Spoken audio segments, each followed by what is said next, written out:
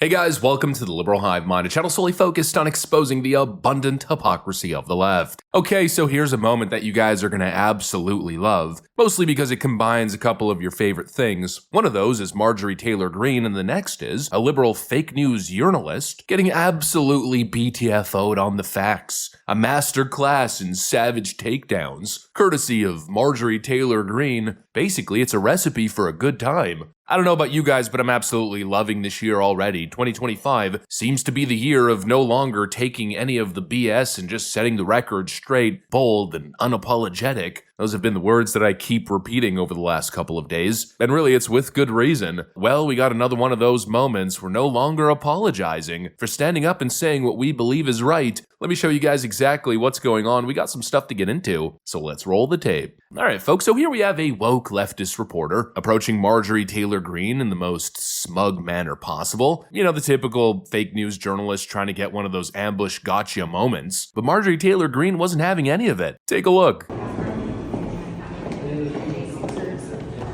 Come to the Capitol or do any tours or any meetings here? Is this all you really talking about is the J6ers that have been pardoned? Yeah. Okay, are you gonna talk about the Biden family that got pardoned? No?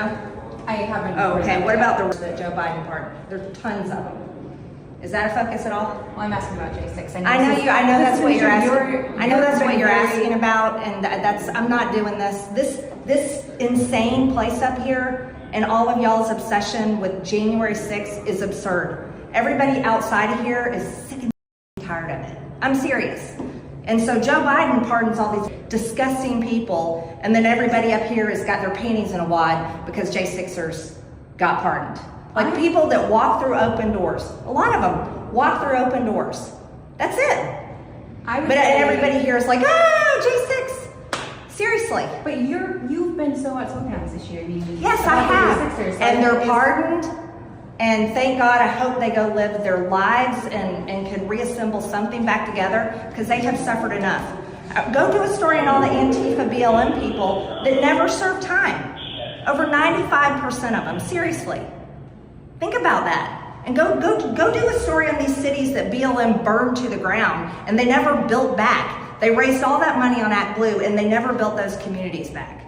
You don't think it's a fair question to ask you because you've been so outspoken.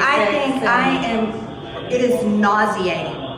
I've seen all the Democrat-run networks ad nauseum about January 6th, and they just can't get over themselves, but they don't give a about real Americans. The speaker just created a select committee to investigate January 6th, so it's not like Republicans aren't talking about this. No, but it was your question. Are you gonna have J6ers come in? Are you gonna give them tours? Like I'm so sick of you people and all this. I really am.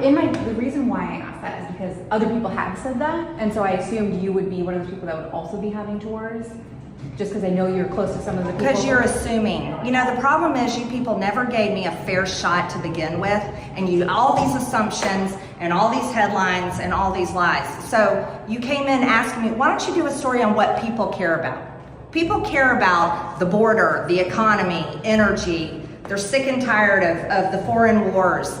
They're tired of the hypocrisy up here, and they hate the media right now. They do, I'm serious. You guys have created a situation where you're not trusted and people are sick of y'all. And it's sad. I'm serious, it's sad. Well, so no, I'm not answering this question because I'm not going down this stupid thing of Marjorie Taylor Greene. Well, I don't think it's stupid to ask that question. Just you've been so outspoken on this issue, I thought you might want to talk about it. But that's why I asked, so I'm glad I did. Yep, exactly like I said. Done with the apologies, done with playing nice. And that, of course, is exactly what we need right now. And actually, I just want to point this out before we get into the actual ideas. It's funny how these smug journalists trying to make a name for themselves always seem to be trying to strategically choose their targets, and I think a lot of people see Marjorie Taylor Greene as an easy target, but I think this moment might be a little bit of a lesson to them. Marjorie Taylor Greene is no easy target, no, quite to the contrary. You know, she may not be your typical manicured politician with the Ivy League law degree, ready to give you the real Ben Shapiro experience, but just because somebody isn't a trained speaker and trained on the rhetoric doesn't mean they're a dummy. And I'll tell you, Marjorie Taylor Greene ain't no dummy. But not only is she no dummy, she's also not running away. See, that's where these leftoid journalists make a crucial mistake. They're used to feeling as if they're in a position where they can intimidate these politicians by creating these controversial narratives and then using them as political cudgels to basically get those politicians to cower or fall in line. But Marjorie Taylor Greene isn't scared of that, and obviously she's not playing the game. And you could hear it in the reporter's voice, especially towards the end there, that not only did her tactic not work, but she'd essentially gotten owned. And the best part was when Marjorie Taylor Greene said flat out, people are sick of you. And that's absolutely right. We've seen the polls on this J6 issue, and we know the media's credibility is in the gutter, but they keep doubling down and keep trying to resurrect this J6 thing, thinking it's going to work for them, but the people have totally abandoned them on the issue. And it's obviously just desperate flailing at this point. Democrats, of course, peddling in moral outrage because they have absolutely nothing left.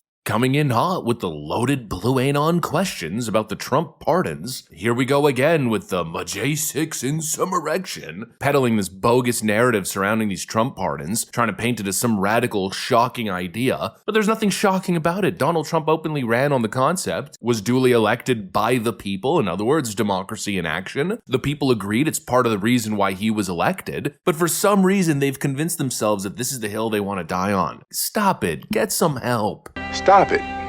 Get some help.